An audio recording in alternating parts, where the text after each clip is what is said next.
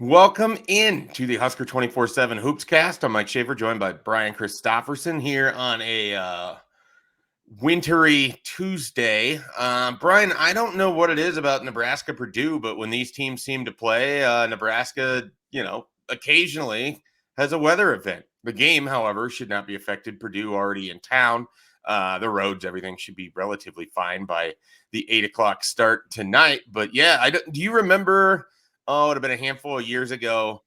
Purdue came into town. I think Nebraska beat them. They were ranked, and it was a complete and utter snowstorm in Lincoln. Like, they played the game in front of like a couple thousand fans that were able to make it to PBA. It was on a Saturday, and the whole reason I remember all of this is that I had participated in my first and very likely only polar plunge that morning. Oh, well, that is a memorable thing. So were you shivering as you I watched skipped the end it. of it? Oh, The polar plunge was right away in the morning. The game was they moved it up to like a 1 o'clock start or a noon start, something like that, because the heavy stuff was going to be coming down. And I skipped the game because I just didn't want to venture out into the snow. And Nebraska, I think, kind of like put it on Purdue a little bit too. I thought you were a real fan of the program and would show up like in your Now, like your towel, you know. nope. I have a very hard and fast rule, which is if I don't have a reason to go somewhere and it's snowing, I'm not going to be the idiot that's car is off to the side of the road because he had to go to the grocery store to get something, or that he had like I don't venture out. I don't mess with it. My vehicle is not particularly great in snow anyways. I'm not a particularly good driver. Not a good speaker. I'm not any of those things. So I just, if it's snowing, I pretty much just avoid it. However, I get the fun and the joy of taking my wife to work here later this morning. So there's that. So I'll be out in it. It doesn't look too bad, and it does look, at least for me, and I'm right by a public school, so that could be part of it, even though they're closed today. Our side street is plowed, which is sort of a minor miracle in Lincoln. They're stepping their game up, maybe. Yeah, it hit over their threshold, which I think is like 7.5 inches, and then they venture outside. Okay. So But to your deal about Purdue and snow, I don't equate the two as much in my mind as you do, but I don't doubt your story. I think of just Purdue always having a giant person at center, like a sure. giant, and I think of a bad call. That's what I think of mostly right now. Still, I mean, some people around here still smarting over that call in the last seconds a year ago, but hopefully Nebraska makes it that kind of game on this Tuesday night, which is not going to be easy as we kind of work through that. I feel like that was also the same day that didn't Matt Rule get introduced at that game or something? Like, that was a December. Might It was have. a December Big Ten home game. The staff might have been introduced a little bit there. I know for sure there was visitors on campus. My section is right next to where the visitors sit, because I remember like Kai Wallen and some of those guys as they were coming up. I was sizing them up. I was like, okay, he looks like he can play the part. This that.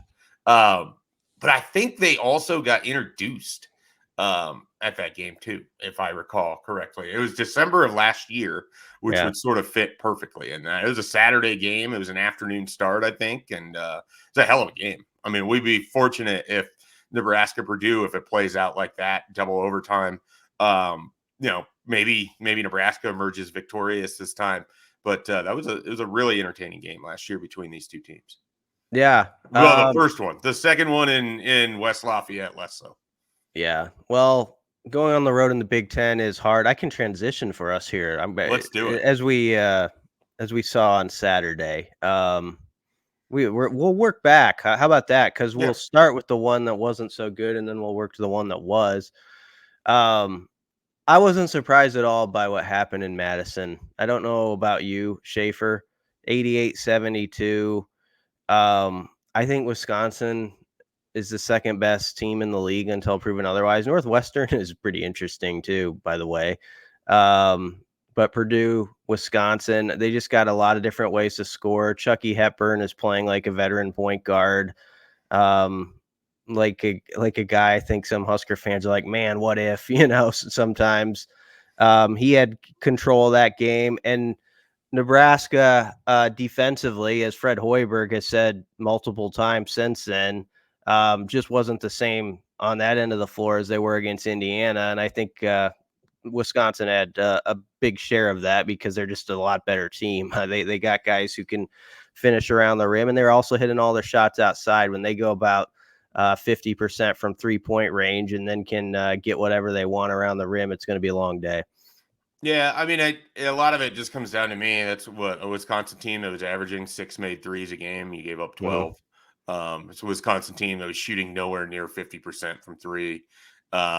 Nebraska just didn't close out well enough at the 3-point line. It's weird. It doesn't feel like it doesn't feel like the Bo Ryan Wisconsin teams. We'll put it that way. Mm-mm. They're, I mean, they did make it to a championship game once upon a time with Frank the Tank Kaminsky, but they definitely were better than I was prepared to give them credit for. And I had watched them beat Marquette that Saturday, same day as all the conference championship games in football, and it was like going head to head with the Oklahoma State Texas Big 12 championship game. And I was at a sports bar, and those were the two TVs that were on those two games. I watched a fair amount of that, and I just thought, it's kind of a one-off night, but they're good. I'll definitely give Wisconsin their props. And people can take this how they want. Nebraska is really, really going to be reliant on how officials call games. And if officials let Big Ten teams just body up Tominaga, if they let him get grabbed and pushed and pulled, and he doesn't get to the free throw line, Nebraska, I think, only shot like 11 free throws in that game on Saturday. They shouldn't be getting outshot at the free throw line by Wisconsin. That hasn't happened most of the year, and it did on Saturday. And I mean, I wasn't able to watch the first half, but I listened to Kent at the start of the second half, and he was quite irate about several non-calls, particularly one memorable exchange with Jake Muehlheisen, where they debated if indeed there was blood, there would be a foul. And they've concurred that the Big Ten does not feel that's necessarily true in response to Sam Hoiberg getting hit and then bleeding and the game having to be stopped, as Kent then proceeded to go into the play-by-play of the blood being wiped up off of the floor while also pointing out that there's blood but not free throws coming. I enjoyed it. I enjoyed the pettiness of it. But it's honestly true to me, Brian. I mean, if Nebraska doesn't get to the free throw line, they will not beat teams in the Big Ten more often than not. I don't think their defense is as good as what we saw them do to lower competition throughout November. I think they have a lot of issues closing teams out at 3-point. We aren't talking about this game yet, but Indiana had their best shooting night in a long time against Nebraska as well. And Minnesota did it to them too.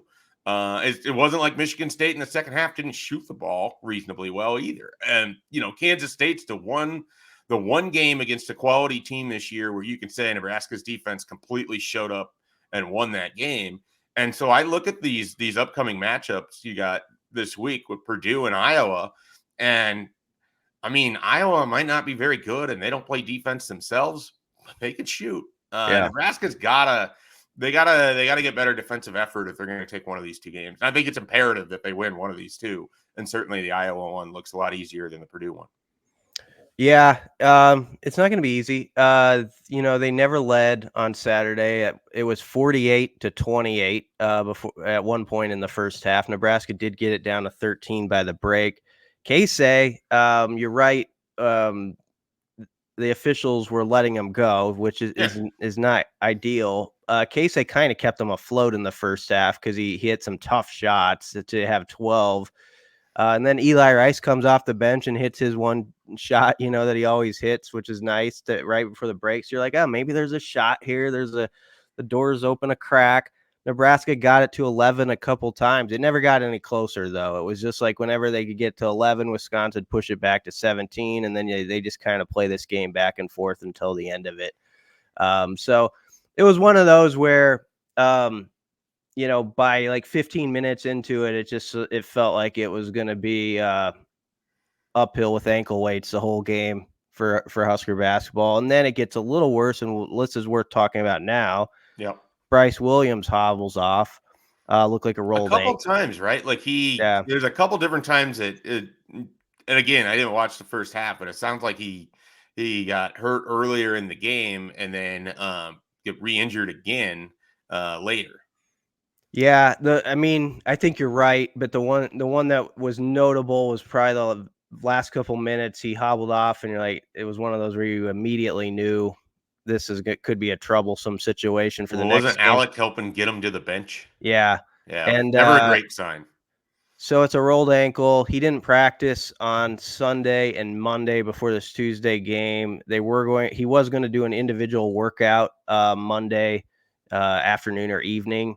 And then, of course, they have the whole Tuesday before this 8 p.m. tip to kind of see where he's at. So it's not like he's been declared out. It seems like more of a game time decision. I don't know if you got to weigh like long term. I hate to bring this topic up, but this is what I would think about as a coach. This is such a monster test you've got. You want to be all hands on deck, but you also got to think about the full season. You know what I mean? And you got to get one of these games coming up like at Iowa on Friday night. And if a guy can't be very close to 100%, that'd be a tricky decision for me as a coach in a game like this one. That's all I'll say. Yeah, I mean, you can say more. I mean, we got more time to fill out on this podcast. You can't just shut down right now. I know I'm done. I'm leaving. Thanks. Okay, all right. I'll ride this out. I'll pick a random Husker and then pretend like I don't know which one I'm talking about. That'd be like when I was a kid. I used to we had throw a little passes to yourself in the backyard. Yeah, I did that too. Or like you. This was a little more sane where would you throw tennis balls off your roof and practice catching fly balls, bouncing them off, catching them off the bat. Yeah. But I also played foosball against myself. Yeah. Like you throw it against the side of the house and it would come down the concrete and you were like, you're fielding hot smashes at second base kind of thing. Like that's why we were so good at our backhands. You and I both. But I would play foosball by myself. This is a sad thing. Like, I would control I would control the other bar, with my hand, and I would go. Anyway. You could have stopped before we got to that one. I told you I should have stopped a minute ago. Yeah, well, yeah, that's fair. That is fair. Yeah, the Brice Williams thing. I'm of two minds of it, and I'll lay out both scenarios, and you tell me which one makes more sense to you. You want all hands on deck. You're at home. This is your chance to kind of get a marquee win, which still matters, as Nebraska assembles their resume here.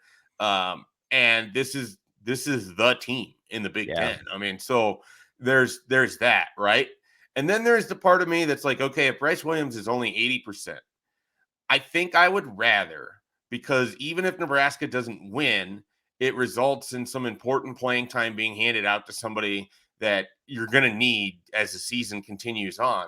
I think I would then rather pivot towards, I'd like to see more CJ Wilcher in response of Brice Williams being out, but then the continuation of that, because I think Wilcher's playing some pretty good basketball right now. I don't know exactly how Saturday went for him, but he played pretty well earlier in the week last week. Then I think you get more minutes for a guy like Eli Rice, who they're going to need him down the stretch. You mentioned he came in, he hit the big three, his one shot that he made against Wisconsin. I mean, we've talked about like what a lift that guy could be if he comes in off the bench and he gives you 2 threes a game, like 2 just critical daggers when you need them.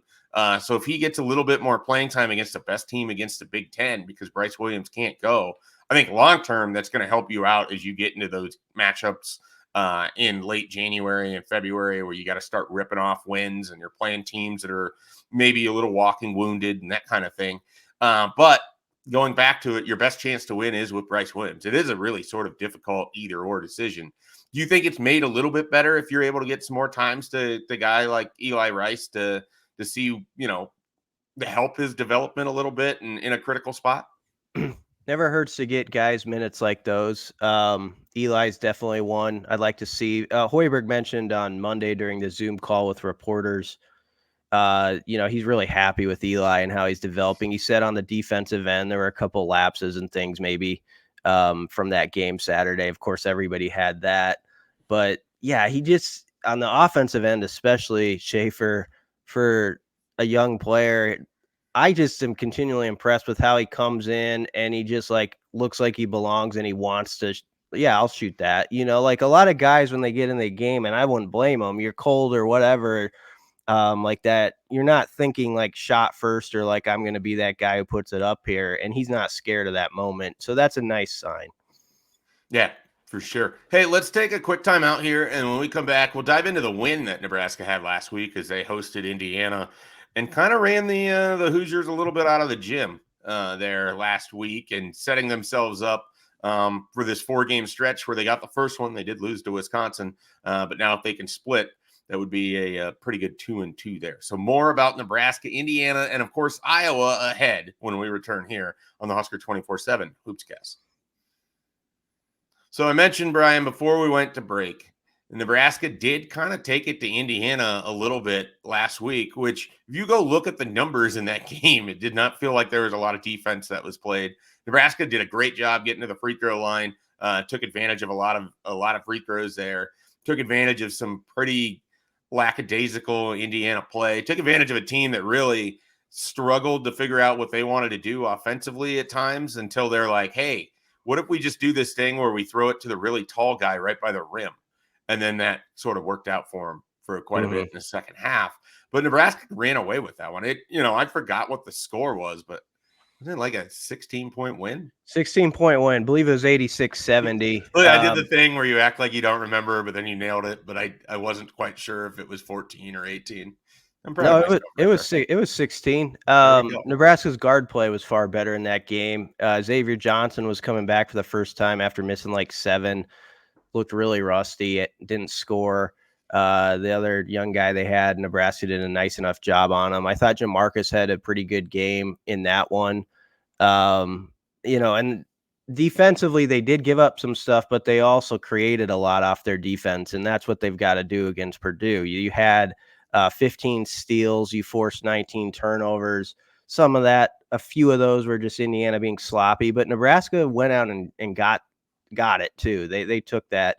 And so that was impressive. And then they were just really sharp on offense with their movement. And every time someone needed a big shot, it felt like it happened, including Brice Williams, like banking in that one and put them up 20 at one point. It's like, yep, it's their night. And of course, it was the Casey show. There was a stretch where he scored 16 points in 4.5 minutes. And I thought Casey's good play on the offensive end carried over into Saturday too. So I wonder if that warm up is starting to occur. If a Casey front is moving in, because he played great against Indiana. Of course, that was the game. Dylan Raiola was there and all that stuff, and the Tominaga family, and he took a picture with them. It was just a feel-good Husker night of basketball. But you know what the biggest thing to me about it all was, Schaefer, was let's go back. We didn't know when Rink Mass was going to return for sure. And when you looked at this schedule, and it still does worry me because you just lost Wisconsin, now it's Purdue. Iowa's not an easy one on the road. I was worried about this 4-game stretch. Like, when does Mass come back? How much is he available to play? Is it going to be a deal where Nebraska just can't function without him well and they lose 4 coming out of the break and it's a problem? And that game, we're going to look back on it. If Nebraska can do the right things, I think it was a huge game for Husker Hoops. Mass was able to get out there and play like 28 to 30 minutes. I know he's a little sore, but that's just the way it's going to be. And he's on the court. He's doing the stuff he usually can do for the most part. And if you had asked me 2 weeks ago when he's returning and what the first couple of weeks would look back, I would have been pretty hazy on it. So the fact that he's been playing has been good. Yeah, I recall thinking during that Indiana game, like if we had done a podcast like right after that, my one quibble of how everything played out is I felt like they pushed them a lot more than they needed to late in that game because Juwan Gary had 4 fouls. You could have brought him back in. You still had Josiah Alec. You were up double digits, and he was still in there with like 2:30 left to go in the game. It seemed dumb to me. But so that might speak to that he actually for as much concern as we had of when he was going to be available, the fact that he was able to be out there and there wasn't any real noticeable difference, and he was able to log all of those minutes and they didn't feel compelled to pull him out, speaks to that they're obviously treating him as full go. Like they're going to monitor it, I'm sure. Yeah. But it just struck me as if you're leaving this guy out there with a double-digit lead inside of 4 minutes for really no apparent reason. I don't think there was anyone who felt like Indiana was going to be able to close a 16-point. I think it might have been 20 points by the 4-minute mark. So that was a little bit kind of a quibble, like save a few minutes, save some wear and tear. But it also reminded me of something else, and we got a little update on him. This team could really use Blaise Keita. It could really use an extra big that they could bring in when they get into foul trouble, when Juwan Gary gets called for stuff. When Josiah Allick is a little bit ineffective at times. I think we've seen the best of him this year, and he's far more of a role player than he is a guy who's likely really going to contribute in a meaningful way. They could have used Blaise Keita for sure this year, and I don't know if we're going to get him. I really don't, and you would have more information on that. Yeah, I think it's still up in the air. Hoiberg said it's going to be 2 weeks before next couple of weeks, probably before they know if he's going to contribute, like maybe a month from now. He was doing some footwork drills in front of the media the other day. He does still have a little ways to go. He hasn't done any live work with the team yet. So, I mean, it's a ways away on the calendar. Well, like you're talking, maybe if he is able to come back, maybe you get him for kind of the last 5-6 games of the conference. I mean, it would be nice to have that one other body that, even if it's 6 to 8 minutes or whatever that looks like, that you can use or spell somebody if you're in foul trouble. It would, help get guys that one extra breath on the bench. Juwan Gary, I want to say this quick. I know we got to move along here, but Juwan is going to have to step up going forward too. And that was talked about in the Zoom call with Hoiberg the other day. He actually hasn't had as many rebounds, the last 3 games out, has been kind of quiet on that end. There's been foul trouble, I know. So he's been challenged. He challenges himself with that stuff. They're going to need the Juwan. I'm not saying you can't go out and do Kansas State second half Juwan Gary stuff all the time. But if he can do, where he's close to, he's giving 8 to 10 boards or something like that, this team needs it right now. Yeah. We don't have a lot of time to go into Iowa, but that's fine. They're the same basketball team that they've always been. They're going to score a bunch of points. They're going to play bad defense.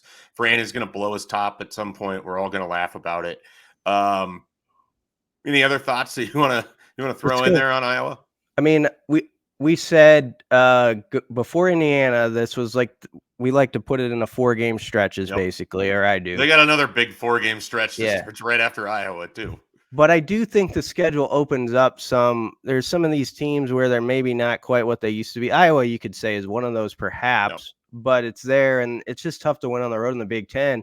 But before this 4-game stretch, we said if Nebraska could somehow get 2, with Wisconsin and Purdue sandwich in the middle of it, that would be huge. I don't think all is lost if they're 2-4 at the end of the week. I think there's still a chance to come back and rally from that. But you'd love to just 3-3 feels a lot better. Man, it does. You just want to keep your head on that 500 bar or above and work from there. So that's a big key to it as you look at the schedule. But I do have a Husker for you if we want to do it. Yeah, let's dive into it. Every week we go back and forth. Last week I had Mikey Moore, and it took BC a little bit longer than I expected. Kind of embarrassing. And he'll be the first to admit that, apparently, as well. So this week he will have a random Nebraska player throughout Nebraska history, though we have largely been condensed to at least my lifetime. And certainly Brian's because he's older. But sorry, that wasn't supposed to be. Yeah, what a jab. that came out wrong. Anyways, I'll shut up. You have the floor. Yeah, by the way, in defense of my Mikey Moore problems last week, I just got in my head that he wasn't on that NIT championship team for some reason, and that really threw me. He played a big part in beating St. John's, I think 11-13. Because once you said he was on every NBA team, basically, there's only like 1 or 2 guys it can be. Okay, the guy today, your Husker of the day, would you like his town? Sure. Yeah, I like the biographical stuff like this. Maywood, Illinois. Okay. Does that help? Well, Illinois makes me think of one very specific player who never quite knew how good he could be. But I need another clue before I'm going to jump He on was that one. he was listed at 5'8". We're talking about Charles Richardson. Yeah. How do you Yeah, like them apples? it's pretty good. I didn't even work to what I wanted to work to. You wanted to get to the big shot against Texas Tech when Yeah, he it's my won it, favorite. It's my and favorite. Doc with the weirdest celebration of all time. And It's one I of my say this favorite. as a fellow big man, and he thrust his gut out and he just starts swinging around. You can't see it on the Yeah. podcast, but I'm trying to do it right now, and it was on every highlight clip subsequently for every Nebraska basketball season that Doc would coach after. That was his first. I think that was his first year. It was my first semester at Nebraska. It was like a January night in 2007. Pretty sure Nebraska was still playing on Fox Sports Midwest at that time. And me and my roommate, and we're watching in our dorm rooms and just annoyed that Nebraska just couldn't seem to put it together. And then lo and behold, out of nowhere on an inbounds and probably like 35 feet from the hoop, Charles Richardson, shortest guy on the court, heaves it, smashes it.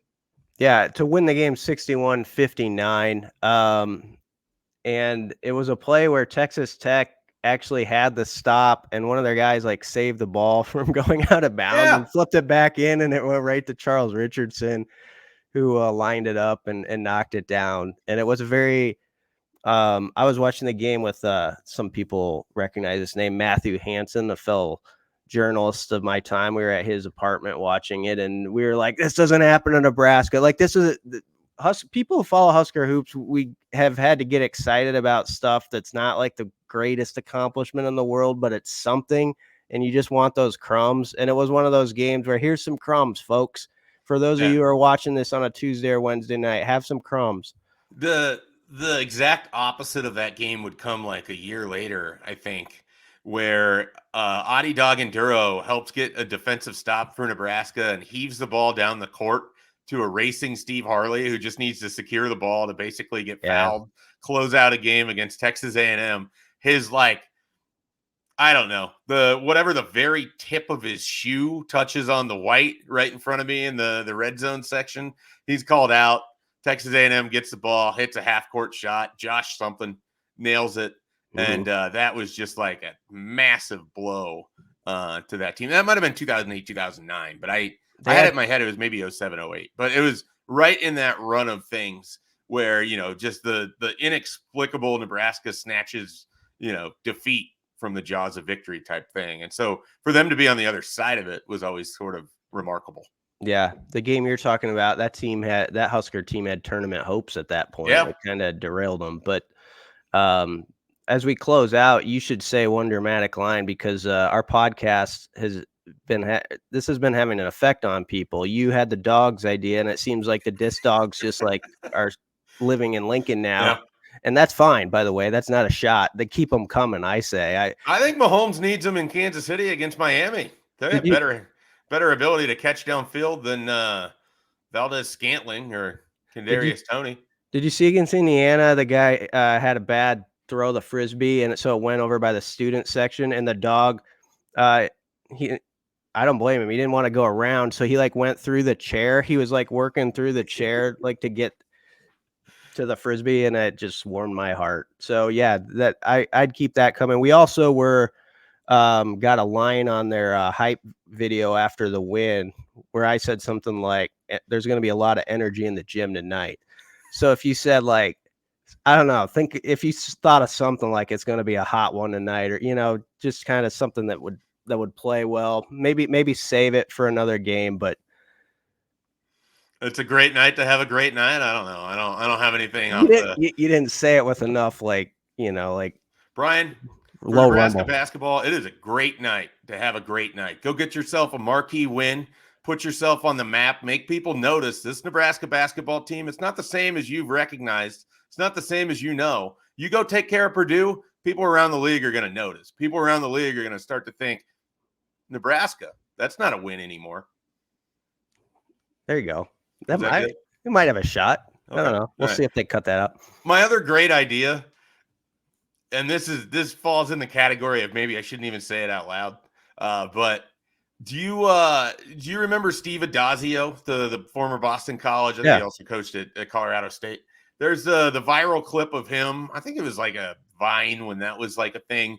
And he's standing on the stadium steps with the field behind him, and he's just like, "What's better than this? Guys being dudes." What if Trev Alberts did that from the top of the third section or the second section of PBA, and the disc dogs are just down there catching it? And he's just like, "What's better than this? Dogs being dogs." There you I think go. that'd be a good video. I think people would like that. Could set it up every time he could say that, and then there'd be kind of like a smoke, and turn the lights down, have some smoke come out, and the dogs, unless that bothers the dogs. We don't want to bother the dogs. Yeah, but anyway, this needs to be a pro dog thing. So we do have good ideas. Yeah, we have nothing but ideas. We maybe don't have good points, but we have ideas. All right, Brian, I got to run. Appreciate it as always. Everyone check out the work that Brian does covering this basketball team at Husker247. Get to the game tonight. Like I said, Nebraska put themselves on the Big Ten map with a victory over Purdue. Let's see it happen.